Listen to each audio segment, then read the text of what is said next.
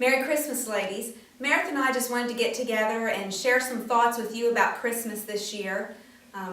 Christmas brings up different thoughts to your mind, whether it's about family or traditions. So we just want to share some thoughts that we have pertaining to the ministry of Women's Life Fellowship and what it means to us coming to the end of this year.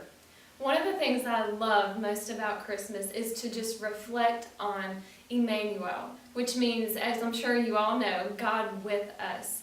And I love that because God with us gives me hope. And it means so much to me because as I look back on the last year and what God has brought me through and how He's changed me, I know that it is because of Him. It is because of the Emmanuel that lives inside of me, that enables me to change and gives me the power to do that.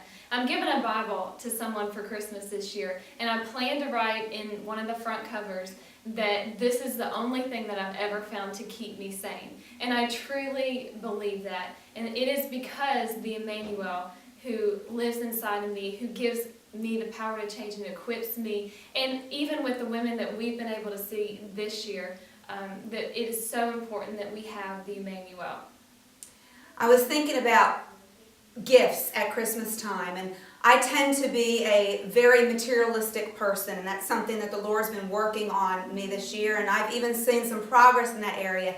But I was thinking about what do I consider some gifts as far as a result of this ministry. A woman asked me in Bible study a few weeks ago, Deanna, how does it make you feel to see women's lives that are changed as a result of this step of faith that happened almost 2 years now for me? And I started choking up and tears filled my eyes because it means a lot to me. These are gifts that could never be bought with money. I think just yesterday how I was at a church and we were going to the baptism of one of the ladies that I was able to lead to the Lord this year as a result of her being brought to one of our Bible studies. And now she was baptized and joining one of our really good local churches. And I sat there and I was thinking, this is the best Christmas gift I could have been given this year, to be able to be sitting in this church service and rejoicing with some other ladies around me, seeing that lady being baptized and following the Lord and taking steps of obedience. And I could list numerous ladies' names that have just, their lives have been changed this last year, whether salvation or just being restored to a new relationship with Christ. And I see them in the Word and taking steps of faith. That is a gift that cannot be bought with money. And if I didn't receive any material gift this year, I have been very blessed this year with the gifts of the ladies' lives that have been changed and restored as a result of this ministry. So this Christmas, I just thank the Lord for what He's done and the gifts that He's given me, apart from the indescribable gift of His Son that He's given us.